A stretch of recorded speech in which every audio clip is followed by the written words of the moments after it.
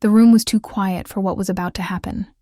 I sat across from him, Daniel Cole, my old boss. The same man who once made me question my worth, my sanity, even my right to exist in that office. Now, he was the one shifting uncomfortably in his chair, eyes darting between me and the contract I'd just placed on the table. He didn't recognize it yet. But he would. His voice trembled slightly. "So, you're the new investor my team's been talking about?" I smiled, calm, steady, composed. "That's right. If someone had told me 2 years ago that I'd be sitting across from Daniel like this, the man who fired me in front of everyone to save his own image, I would have laughed. Or maybe cried. But here I was, dressed in power instead of fear. He tried to act confident, talking fast, selling his pitch, pretending to be the same untouchable CEO. But I wasn't listening to his words. I was listening to the shaking in his voice.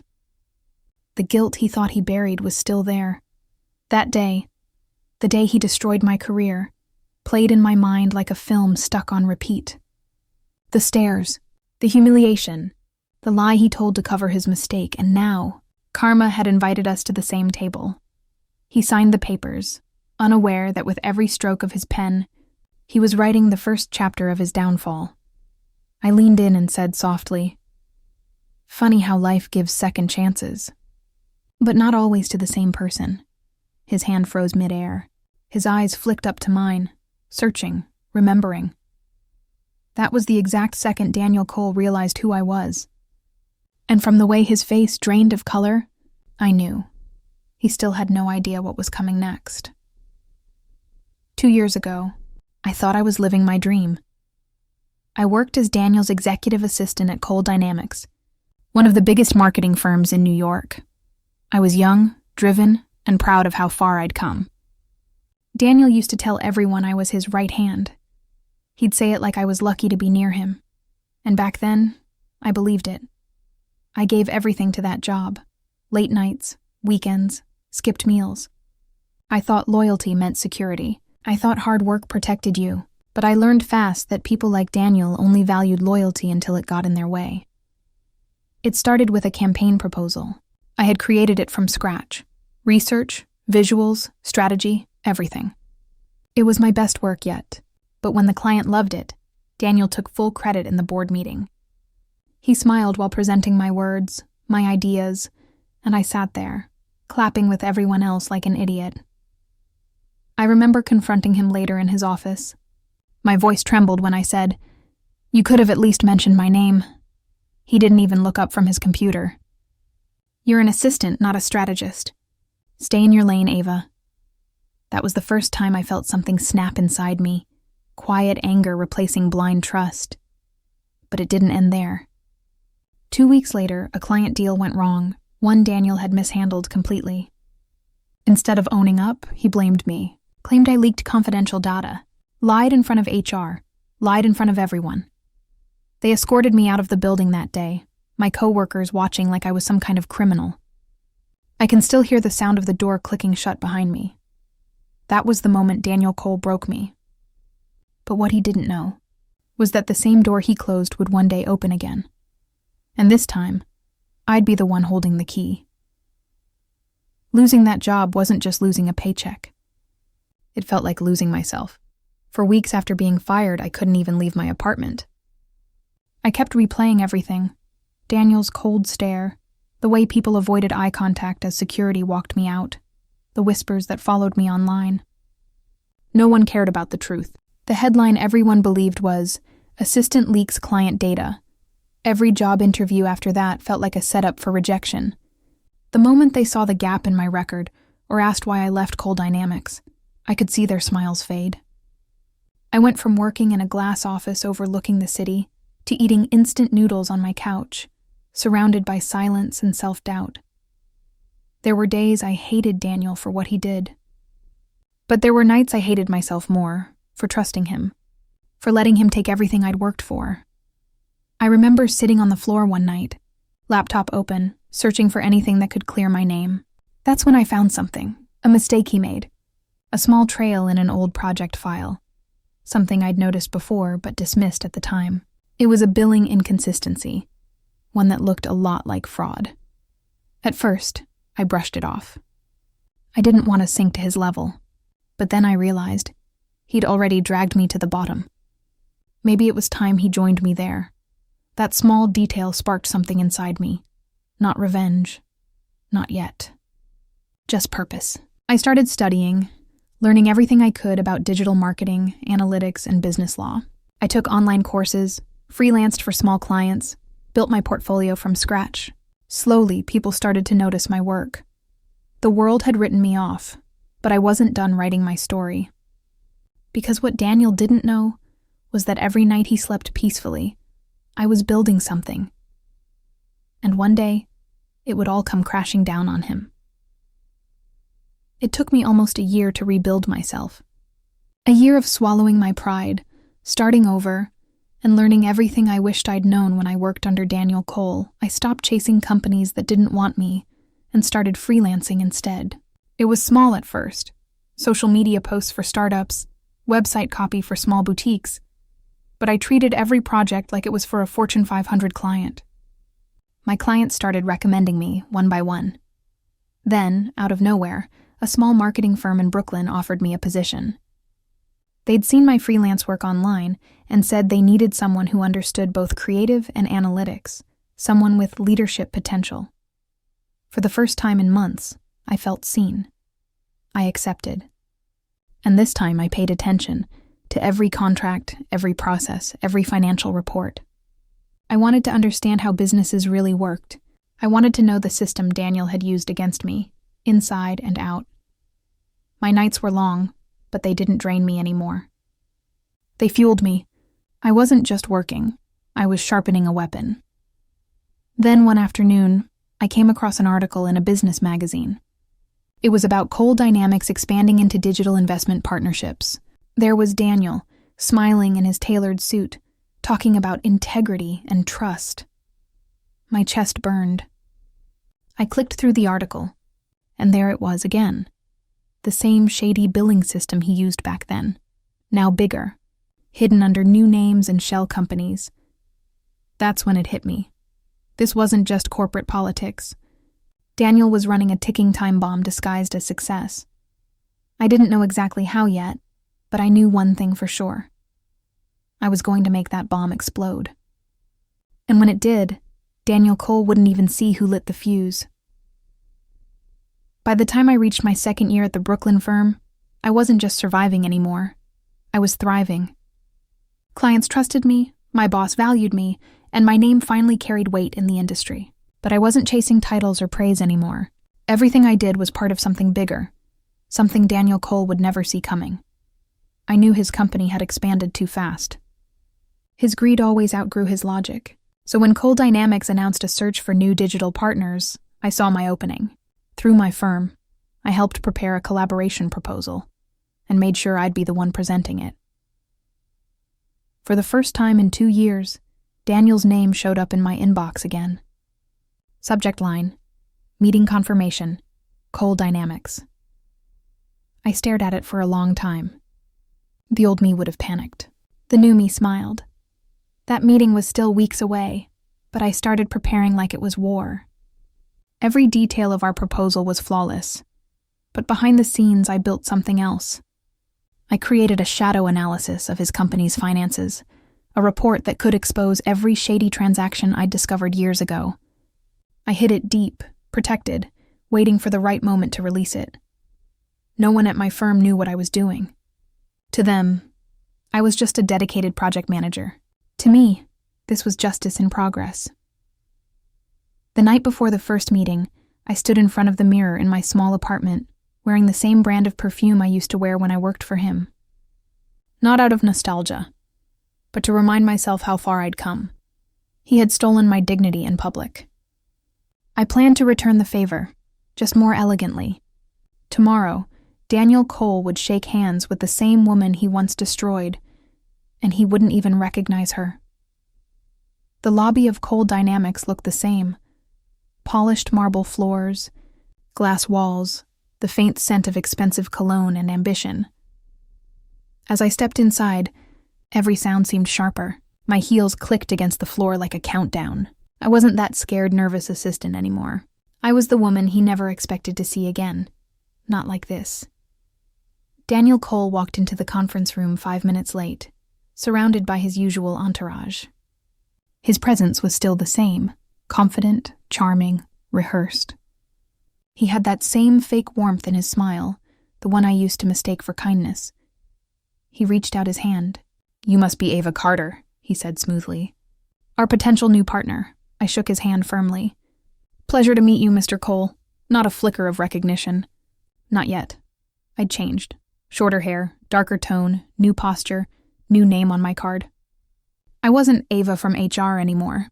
I was Ava Carter, Strategic Director at Bravemark Media. The meeting started.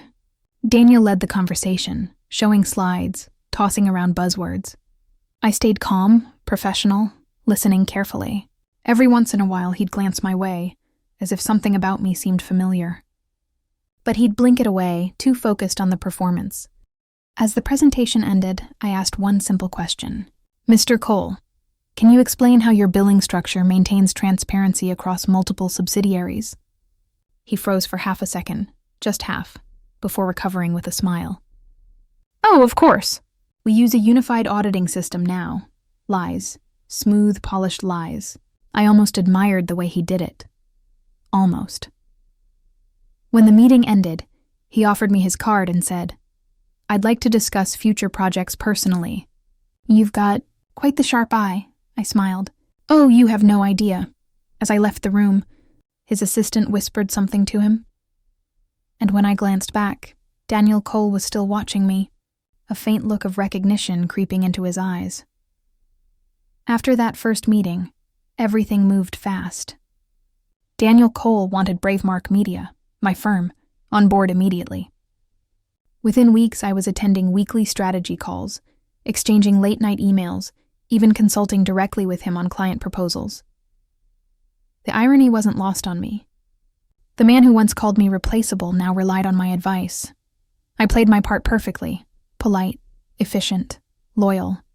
The same mask I once wore as his assistant, only this time it was armor. He still didn't realize who I was, but the way his eyes lingered a little longer during meetings told me something inside him was uneasy. While Daniel saw me as his sharp new partner, I was busy doing what I did best, paying attention. Every email, every invoice, every client brief that passed through my inbox. I stored copies of his shady financial patterns were still there, only more sophisticated now. He'd spread the fraud across multiple dummy accounts, using offshore transfers disguised as marketing operations. And then came the real gift, his assistant, Lauren. She was smart but underpaid and overworked, just like I once was. It didn't take long before she trusted me. Over coffee one afternoon, she sighed. "Daniel makes us falsify reports sometimes. Says it's just temporary adjustments, but it doesn't feel right." My heart raced, but I kept my face calm. "That sounds stressful," I said. "You should really document things, just in case." That same night, I sent her an encrypted folder labeled Backup Files. Inside were templates for documenting everything. She had no idea it was part of my plan. Daniel thought I was helping him expand his empire. In reality, I was building the map that would burn it to the ground, and the closer he pulled me in, the tighter I wrapped the web around him, until there'd be no way out. Once you know where the fracture is, you don't need a sledgehammer, just a careful push in the right place. I began with tiny, harmless-sounding suggestions during meetings. Tighten the audit schedule. Move that transfer through the main account for transparency. Ask the legal team for a compliance review. Daniel took each suggestion as smart business. He didn't see the pattern I was weaving. He didn't see the trap. I used Lauren the way I once would have wished someone used me. Not cruelly, but honestly. I kept feeding her small, believable steps that would create reliable records. "Save every invoice copy," I told her over lunch. "Archive client emails in a separate folder." She did it because I told her to, because for the first time in that office, someone treated her like a professional. She started keeping notes. She started saving screenshots. She started breathing easier, without knowing she was breathing evidence into existence. Meanwhile, I leaned on outside contacts I'd made freelancing, an independent auditor here, a compliance consultant there. Nothing illegal, nothing flashy. Just professionals who could read numbers and ask the right questions. I didn't rush them. I couldn't. Impatience makes noise. Noise alerts predators, and Daniel made mistakes. The kind of mistakes only a man used to quick wins makes. He ordered a late-night wire transfer without double-checking the account name. He bragged in private Slack channels about creative accounting with the wrong person. He insisted a junior executive sign off on something they didn't understand because we don't have time. Each slip was small. Each slip was permanent. I watched his confidence wobble the way a tightrope walker wobbles after the gust of a careless word. The board started asking quiet, pointed questions. Strange audits popped up where before there had been applause. Lauren messaged me once, "Is it just me or is everything off?" I didn't answer with triumph. I answered with patience. "Keep saving everything," I wrote. "Please." He still smiled in meetings. He still wore his expensive suits. But the suits stopped fitting the same way. He kept tugging at the lapels as if to settle himself. That tug became smaller every week. And then, when he thought the storm had passed, I handed our auditor the single file he never expected anyone to find. The file looked harmless. Just another routine audit folder labeled Quarterly Review Q2. Inside, though, were 6 months' worth of forged invoices, duplicate vendor accounts, and cross-charged payments that linked directly to Daniel's personal offshore fund. I'd built it piece by piece, every timestamp verified, every screenshot watermarked, every name traceable. It wasn't just enough to expose him. It was enough to end him. I met the independent auditor, Mark Willis, in a quiet coffee shop downtown. He'd worked with me before on smaller projects, someone who still believed numbers never lied. He flipped through the folder, eyebrows rising higher with each page. "Where did you get all this?" he asked quietly. I looked him straight in the eye. From someone who trusted the wrong person, just like I once did. He studied me for a moment, then nodded. "You understand what happens when I file this, right? It won't stay private." "I know," I said. "That's the point." That night, after he left, I sat on my balcony staring at the city lights. For 2 years I'd dreamed of this moment, the exact second Daniel Cole's empire would start to crack from within. But it didn't feel like triumph. Not yet, it felt calm. I'd already lived through the fire once. Now I was just watching it burn from a distance. 3 days later, the audit began, quietly, internally, like a shadow moving through his walls. Emails went unanswered. Calls turned cold. Lauren texted me, "They're checking everything." Daniel's furious. I didn't reply. By the end of the week, rumors were everywhere. Frozen accounts, missing funds, board members demanding explanations. I stayed professional, polite, helpful, and invisible, but Daniel wasn't stupid, and soon he'd realize the leak wasn't from the outside. It was coming from right across his conference table. He called the meeting himself. No assistants, no witnesses, just me and him in that same glass conference room where, years ago, he'd once fired me in front of everyone. Only this time, the silence belonged to me. Daniel stood by the window, hands in his pockets, trying to look calm. But the red in his eyes gave him away. Sleep deprivation, stress, fear, they were finally showing on his perfect face. "I'm guessing you already heard about the audit," he started. I nodded. "Hard not to. The board's been calling us non-stop." He turned to face me, that fake corporate smile long gone. "Someone leaked internal data, private transactions, reports, everything. And it happened right after you came into the picture." I tilted my head slightly. "Are you accusing me of something, Mr. Cole?" He stared, searching my face for a crack. "You remind me of someone," he said quietly. "Can't quite place it, but I know that look." I met his gaze. "Maybe you've seen it before, on someone you underestimated." For a moment, the room was completely still. The only sound was the faint hum of the city below. Then he smirked. That same arrogant smirk that once made me feel small. "You think you're clever, Ava? You don't win against people like me. You work for them." The name slipped out before he realized it. Ava. The air shifted. My smile didn't fade. If anything, it deepened. "So you finally remember me?" He froze. completely. I leaned forward, my voice calm but cold. You destroyed my career with a lie. You watched me walk out that door like I was nothing. And now, you're standing exactly where I once stood. Scared, alone, and one mistake away from losing everything. He swallowed hard, eyes darting to the door like he needed air. And then I said the words that shattered whatever confidence he had left. The difference is, Daniel, I didn't need to lie to bring you down. The first headline dropped 3 days later. Coal Dynamics under federal investigation for financial misconduct.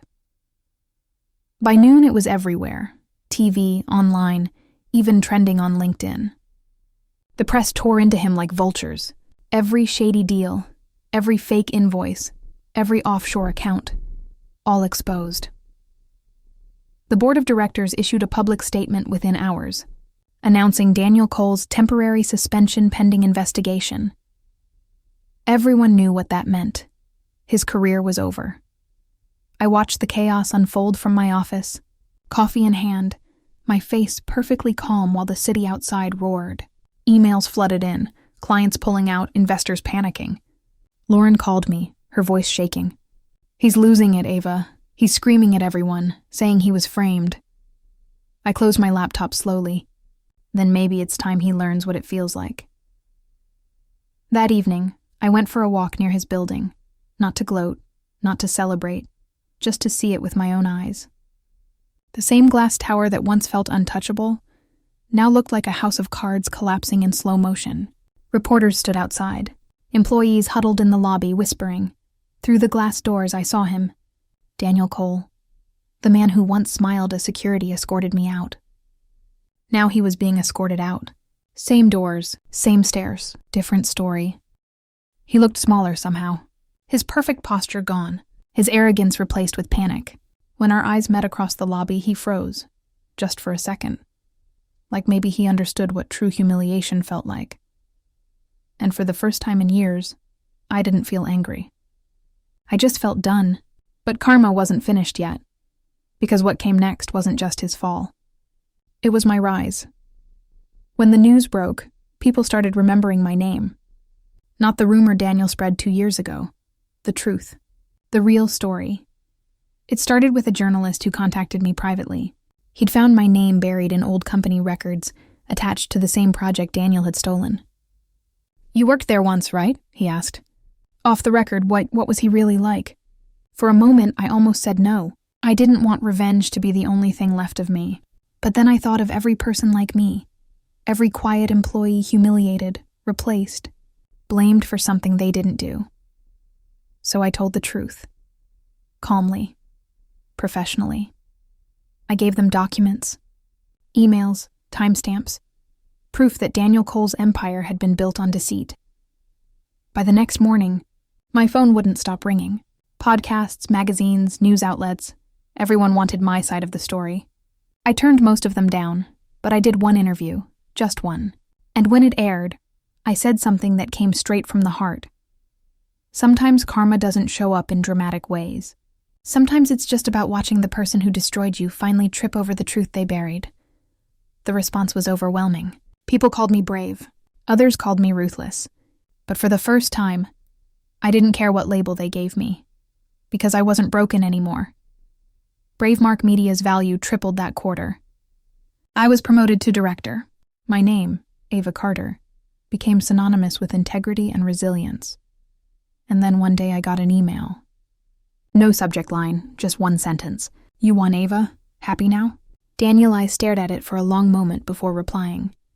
No, Daniel, I just finally stopped losing. But before I closed that email, I realized something. Revenge might end the pain. But letting go, that's what sets you free. It was a rainy Thursday when I saw him again. I was leaving a conference in downtown Chicago. Suit, heels, confidence, the whole new version of me. I turned the corner and there he was, sitting alone on a park bench across the street, staring at nothing. For a second, I almost walked past. But something made me stop. Maybe it was closure. Maybe it was curiosity. I crossed the street slowly and stood a few feet away. He looked up, eyes hollow, clothes wrinkled. The sharp, commanding man I once feared was gone. "Ava," he said quietly, "did you come to gloat?" I shook my head. "No, that's not who I am anymore," he laughed bitterly. "Guess I made you strong." I met his gaze. "No, Daniel. You made me realize my worth. There's a difference." He sighed and looked at the rain hitting the pavement. "They took everything, you know. The company, the money, even my friends." "I know," I said softly. "That's what happens when everything you build is a lie." For a long moment, there was silence, the kind that feels heavy but somehow peaceful. He looked up at me again, his voice trembling. "Do you ever regret what you did?" I thought about it, about the sleepless nights, the humiliation, the fire that kept me going. "I regret trusting the wrong person," I said finally, "but not standing up for myself. Never that." He nodded slowly, eyes red, and whispered, "I deserved it." I turned to leave, but before I walked away, I said one last thing. "Daniel, I don't hate you anymore. I just hope one day you learn to rebuild without destroying others." Then I walked away, not with revenge in my heart, but freedom in my steps. The rain felt lighter, the city somehow quieter. That chapter of my life had finally closed, because sometimes the sweetest revenge isn't watching them fall. It's watching yourself rise higher than they ever imagined you could.